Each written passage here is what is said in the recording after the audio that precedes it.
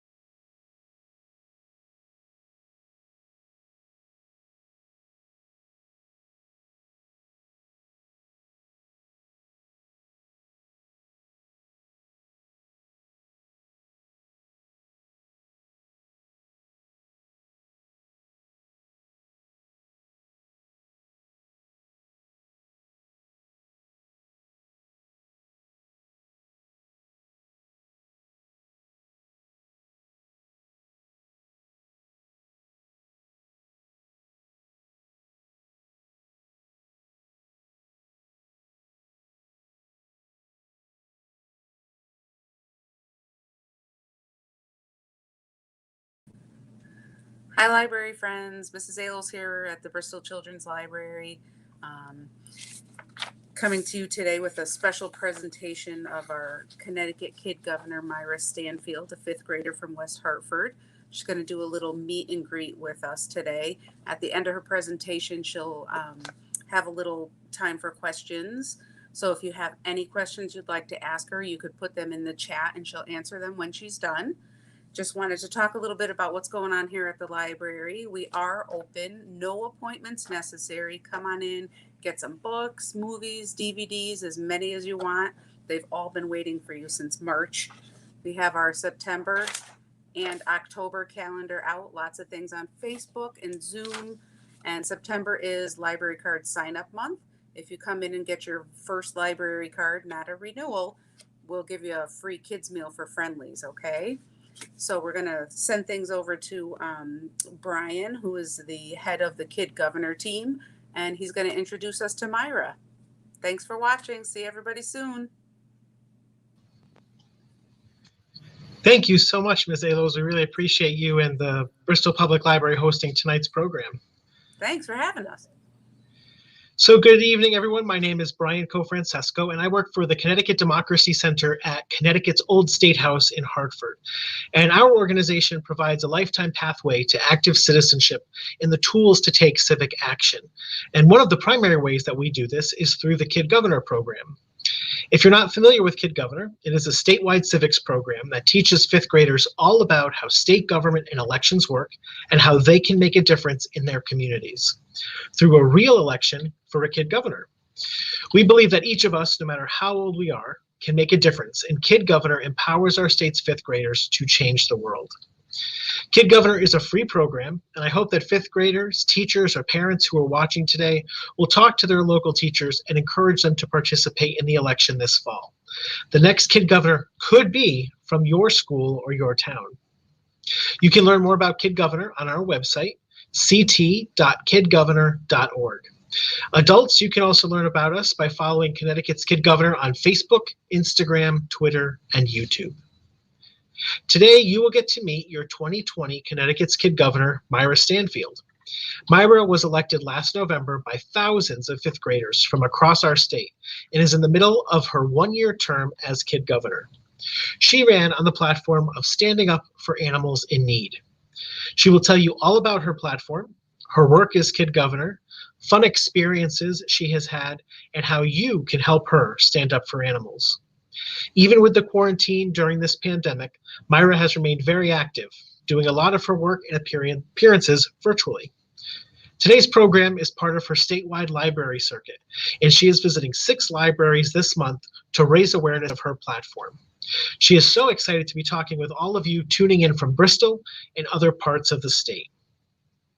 Throughout the program, I hope you will share your questions for Kid Governor Myra in the chat, and we will do our very best to have Myra answer them during our question and answer segment.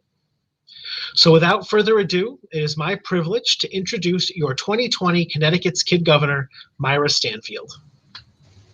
Hi, thank you so much, Ms. Alos and the Bristol Public Library for hosting me today. I'm really excited to get to speak to kids and adults in Bristol. My name is Myra Stanfield, and I'm your 2020 Connecticut's Kid Governor. I was elected as Kid Governor last fall while I was a 5th grader at Norfell Elementary School in West Hartford.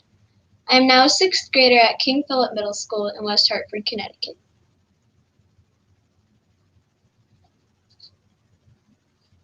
When 5th graders run to be Connecticut's Kid Governor, they need to choose a community issue that they want to work on if elected.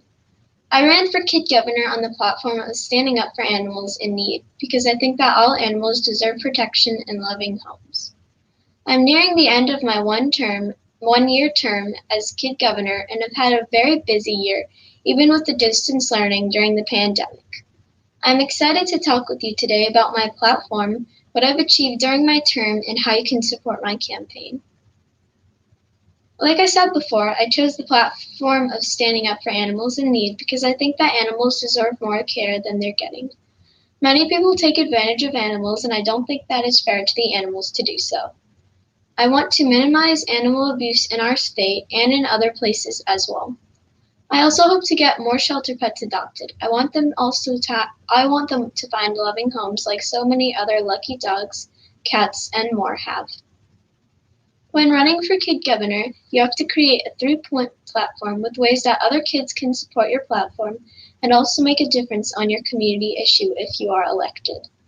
My 3-point plan was designed to support my Standing Up for Animals in Need platform. My first point is to inform and educate kids about companion animals in need and how they can help these animals. My goal was to raise awareness of the many animals in need in our state and of animal cruelty.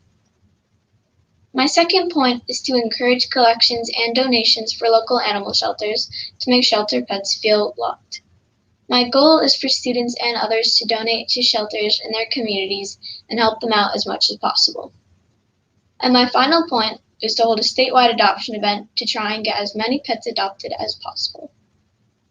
I am so grateful to have accomplished my 3-point plan, and I am also extremely thankful to those who have donated, adopted, or fostered a pet in support of my platform. I will now tell you more about how I've achieved each of my platform points. To accomplish my first point, focused on informing and educating kids about animals in need, I decided to record an educational video. I interviewed Ashley Marshall from the Connecticut Humane Society, you can see in this picture, all about animal shelters and how they help pets. We did the interview in my office at Connecticut's Old State House in Hartford. It was really fun to work with her. She had really interesting things to say. When I went with Miss Marshall to the Humane Society in Newington, I got to meet lots of pets available for adoption and fell in love with Mateo the Chihuahua, who you can also see on the screen. My family and I ended up adopting him, and now he has a loving home with us in West Hartford. In the end, my friends at the Connecticut Democracy Center at Connecticut's Old State House and I released 4 of our videos of our interview. The first is on why animal shelters are important. The second is about how shelters care for their animals. The third is on what you need to know about animal adoption. And the fourth is about how you can help animals in need. I'm excited to show you one of these videos today. We are going to watch the 4th video in the series, How You Can Help Animals in Need.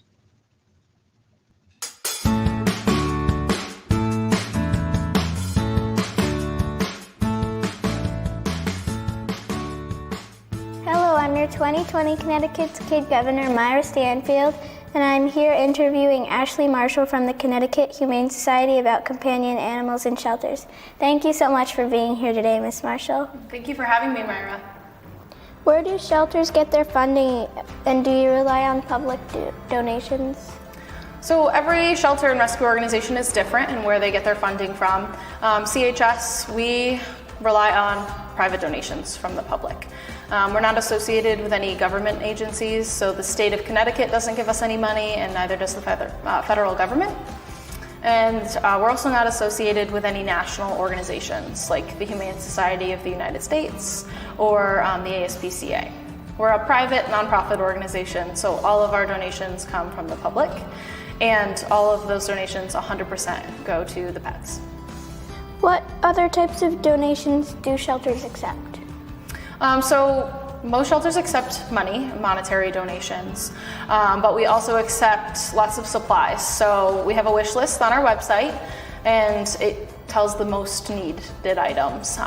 So a lot of the times that's cat litter for our cats, toys, bones, food is always an important one. Lots of types of food are needed. And then not forgetting our small animals. So they need toys and treats just like our big guys. So those are always good things to donate. What can kids in schools do to help and support their local humane societies and shelters? So there's a variety of things that students can do. You do have to be 18 to volunteer in the shelter at the Connecticut Humane Society. There's other organizations where that is different, but at our locations you have to be 18. So volunteering outside of the shelter, whether that be hosting a supply drive, so collecting toys, food, cat litter, are great ways in your school to kind of get involved, and then either dropping those off or picking them up. And then you can also do a fundraiser. So a school dance, which you did, is a great way to raise money for the pets. You can also do like a pajama day and have students pay $1 or $2 to wear their favorite pajamas to school, and that money can support the pets. And then also we have craft projects on our website. So making cat scratchers at home, or dog beds, or pet bandanas. And then you can also do a lemonade stand. So in the summer we do a lemonade stand challenge, and you can have a lemonade stand in support of the pets. Thank you again for coming here today to answer all of my questions, and thank you guys for doing your part to stand up for animals in need.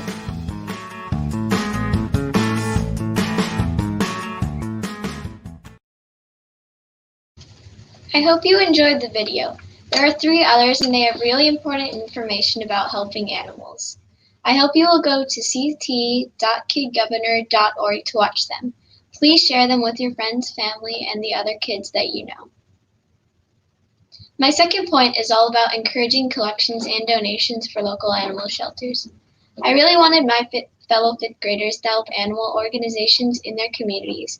In my own school, we had a dance for the 5th graders. We raised $700 in total, and it was also super fun. I also partnered with the Department of Children and Families, Paws for Kids, and Connecticut Family Day to have a poster contest. The contest was all about what kids and their families can do to help animals in need in our communities and show them kindness. The winning design on the screen was submitted by Braylon Paddock from Center School in East Hampton. We loved her super colorful design, and she did a great job portraying the message that we wanted to send. It will be used to encourage people all across Connecticut to help animals and support their local shelters. Braylon and the 12 statewide runner-ups will be recognized at a Connecticut Family Day in a few weeks. Although students were not in school in the spring and could not hold collection drives, I still encourage supporting local shelters through my educational videos, blog, and virtual meetings. It has been great to hear how many people are making donations and helping to make shelter pets feel loved.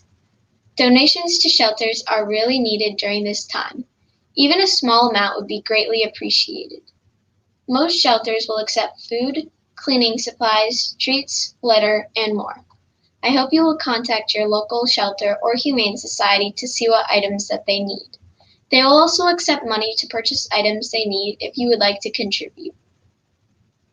My third point is to hold a statewide pet adoption event to help lots of pets find their forever homes. We weren't sure if an adoption event was going to be possible because of the pandemic, but we found a creative way to do it. We were able to have a live virtual pet adoption meet and greet. We held it at the end of August on the Connecticut's Kid Governor Facebook page and YouTube channel. Many people watched. A bunch of pets were adopted, and I'm so grateful to the people who gave a pet a loving home. I also want to thank all of the organizations who participated: the Connecticut Humane Society, Connecticut Cat Connection, Friends of the New Haven Animal Shelter, Dog Star Rescue, and Pack Leaders Rescue all participated and introduced animals they had for adoption. I am also extremely grateful to Mr. Co-Francesco of the Kid Governor program and NBC Connecticut Telemundo for helping pull everything together and making the event an amazing day for everybody. If you would like to go and watch the virtual pet adoption meet and greet and see some really cute animals, you can go to youtube.com/Connecticut's Kid Governor for a recording. My term as Kid Governor has been awesome and totally different than expected. I would like to tell you about the friends I've made, the places I've been, and the amazing opportunities that I have gotten. As Kid Governor, I have a cabinet. You can see pictures of my cabinet on the screen. They are all the runner-ups for Kid Governor and have become amazing friends. We get to support each other on our platforms, have fun, and also discuss all sorts of interesting things, and we get to learn more about each other. The cabinet consists of 6 other students. If you look at our group picture on the right, I will introduce you to them from left to right. Daisy is from Windsor and is helping us clean the earth. Her platform is focused on how we can minimize pollution. She was active during the quarantine, encouraging kids to plant trees for Earth Day.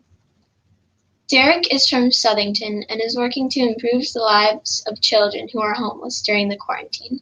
He coordinated a food drive in his neighborhood to support people who are homeless in his community. Ariana is from Meriden, and her platform is focused on improving our mental health and preventing suicide. During the quarantine, she wrote blog posts and taught kids about how they could take care of their own mental health. Kylie is from Stonington, and her platform is about trying to minimize electronic and technology use. During the quarantine, while students were spending a lot of time on devices, she made a video with suggestions for activities and games that do not involve technology. Lucy is from Toland. She has a very important platform focused on trying to bring more diversity into schools and sports. And Dwayne, who is from Windsor, is working on how we can help children with autism and other disabilities in schools. Diversity is a huge part of our cabinet. We all look different and act different, but we're all friends and we support each other on our campaign issues. We have the privilege of meeting throughout the year to discuss what we have been doing to support our platforms. These are our cabinet meetings. They are really fun.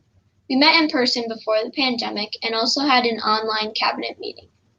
If you would like to learn about the cabinet and their platforms, you can visit ct.kidgovernor.org for more information. In January, the Connecticut Democracy Center held my official inauguration as Kid Governor at Connecticut's old State House. It was an amazing event, and so many important people were there to congratulate me and to make me feel so special. In the top left photo are some elected officials who attended the event, including State Treasurer Sean Wooden, Governor Ned Lamont, Lieutenant Governor Susan Bysiewicz, and Secretary of the State Denise Merrill. 6 members of my cabinet and all of our classes were there too, over 200 people in all. Secretary of the State Denise Merrill gave me the official Kid Governor oath of office, as you see in the top right photo. After my official inauguration, all of the students broke into groups to explore the old State House and meet people who actually work in the 3 branches of government. I was one of the representatives of the executive branch, and I met all of the students inside of my office.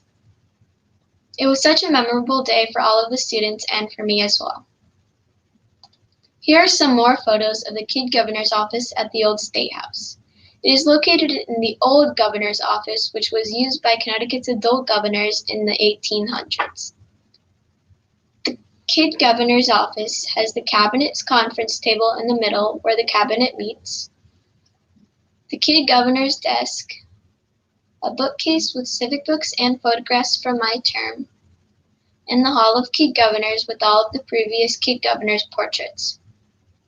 There's also an activity in the Kid Governor's office about my platform. We asked visitors to the museum to write how they can show kindness towards animals. We have received some great responses, and I'm going to ask you the same question later in today's program. I was really happy to be invited to speak at the Connecticut Association of Schools Elementary Arts Banquet, held at the AquaTurf. The event celebrated different students my age who excel as artists. It was a super fun event, and I got to meet all sorts of talented students and spread word about the Kid Governor program. I was also invited to speak to all of the students, their parents, and their teachers and promote my poster contest. It was a huge honor to attend and speak, and I'm so glad that I got the chance to meet everyone there. The event was super fun. One of my first appearances as Kid Governor was the opening of the Connecticut General Assembly. That is the first day that the legislative branch meets to begin the process of making laws. My cabinet was invited to join me at the state capitol in Hartford, and Derek, Ariana, and Lucy were able to join. We got to watch the opening ceremony of the House of Representatives right from the floor of the House chamber. The 4 of us were introduced to all of the representatives, and we received a standing ovation. We also got to be in the room where Governor Lamont gave his State of the State address, telling elected officials and the people of Connecticut about his goals for the year. After the opening sessions, we had a private meeting with Lieutenant Governor Susan Bysiewicz. She was so friendly and so nice. She talked to us about female leaders of Connecticut, her experience as an elected official, and about our individual platforms. She took the time to answer all of our questions. It was a very memorable day and a lot of fun to see state government in action. I was also really honored when Senator Blumenthal invited me to attend his virtual meeting to discuss animal welfare. It was a huge honor, and I'm so grateful to have been there. I got to learn about what people across Connecticut are doing to help animals in our state, particularly during the pandemic. It was really inspiring to see everyone working together to help prevent animal cruelty and support pets in need. I hope you will all visit and subscribe to my blog. My blog is a place where I can update you guys on what I've been doing during my term and what I hope to accomplish.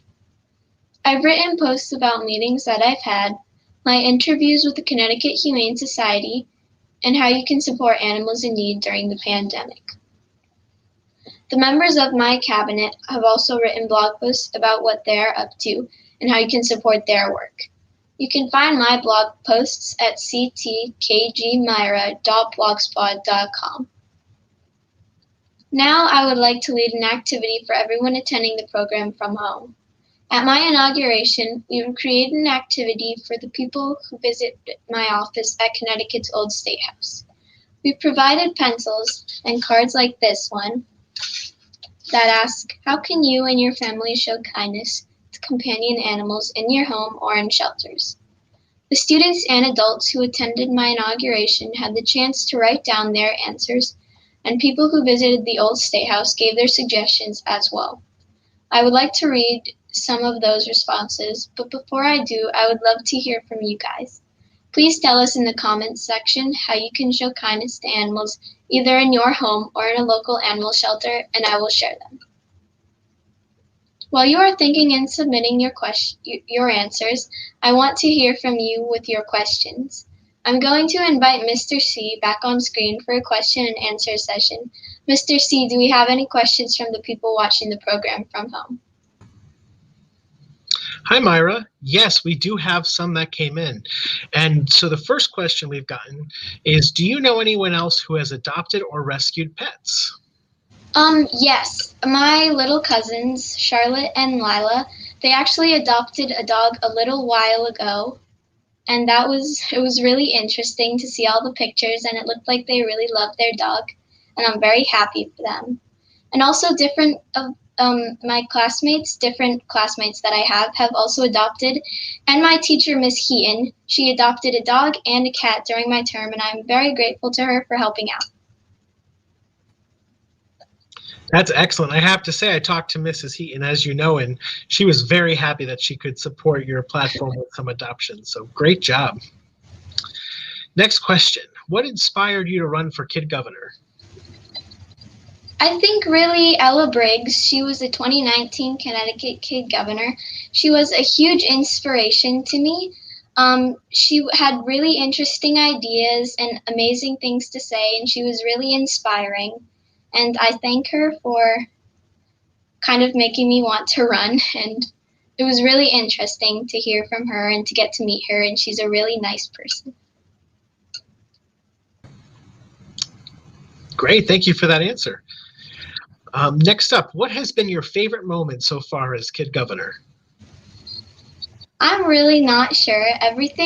All of my experiences as Kid Governor have been very, very special. But I think recording these for the library circuits over the past week has been really, really fun because I get to hear from you guys and I get to meet different librarians across the state and spread word about the Kid Governor program. And yeah, I think that's it. That's excellent. It's wonderful that you're having so much fun and you're doing such a great job Thank with you. your library circuit visits. All right, your next question. Who was your favorite elected official to meet during your term? I'm really not sure. They were all amazing, and it was really fun to meet them, all of the elected officials that I did meet. But I really loved meeting Lieutenant Governor Susan Beiswitz. She shared her stories about how she became an elected official and what made her interested in running.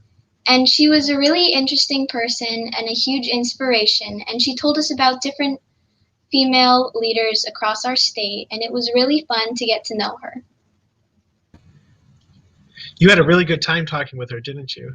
Yeah, She's a really, really nice person. she is. Okay, the question that you've probably been waiting for. How is your dog Mateo doing? Great, thank you. He's settled in just fine. He likes playing with our cat Silly. She does not like it very much, but she's best friends with our dog Oliver, our other dog Oliver, and they're doing so great. So thank you so much for asking. All right. Have you gotten to work with Connecticut's Governor, Ned Lamont, at all? I have actually not gotten to work with him, but I've gotten to see him in action giving his State of the State address. It was a really cool event, and I was so honored to have been invited along with my cabinet. And also at my inauguration, I was briefly able to meet him there, and he seemed like a really nice person. Excellent. How many pets do you have at home? We actually have 4 pets. 2 dogs and 2 cats. Our dogs are named Oliver and Mateo, and our kitties are Celie and Coco. All right, next up. Do you think you will run for elected office again as an adult? I'm not totally sure, Because I think it would be really interesting and really fun to inspire different people across the state as an elected official. But there are also different jobs that I think would be really interesting.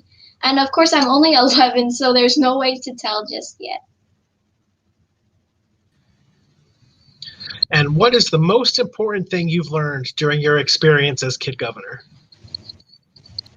I think it's probably that you don't have to be an adult to make a difference.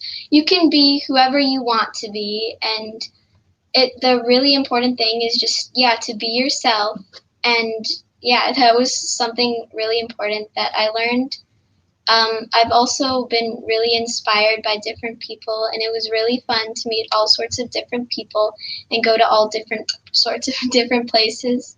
It was really fun. That is so great to hear. And Myra, you have had such an active term that I want to congratulate you publicly on everything you're doing. Thank you so much. You've really helped me as well. Oh, we are glad to help and support you in your role. Well, And I thank you for that. Oh, you are welcome. And that concludes the questions that have been asked tonight. So I'm going to pass it back to you so that you can continue with your program. Great job. Thank you so much, Mr. C. And thank you guys to submitting those wonderful questions. Here are some of the suggestions for showing kindness to animals from people who did the activity in my office at Connecticut's Old State House. Then I can read some of your responses from home. Elena from Glastonbury suggested feeding my fish, playing with dogs and cats, and not to tap on the glass at zoos, and also to take care of my pets. Eliza from Stonington says you should adopt animals instead of buying them. Also, you can volunteer and/or donate to animal shelters. And Yang Gao from Meriden says you can donate toys to help animals in the shelters feel more comfortable. Now I will read some of your suggestions from home. Adopt senior pets from shelters to give them loving homes. Donating food and toys to local shelters. Making toys to donate for animals to enjoy. Volunteering with animal shelters or foster pets. Holding fundraisers to collect money, food, and supplies for local shelter and rescue groups. Being kind and gentle around animals and treating them with respect. Reporting lost pets to the right people and shelters. If in a shelter, visit the animals regularly. If you currently have pets, make sure to dedicate all of your time to them. Not all of it, but dedicate your time to them, sorry. And that is it for tonight's Library Circuit program. Thank you guys so much for joining me this evening and learning about my Standing Up for Animals in Need platform. It was a lot of fun to visit Bristol virtually, and thank you to Miss Ailos and the Bristol Public Library for hosting me tonight. Well, this evening.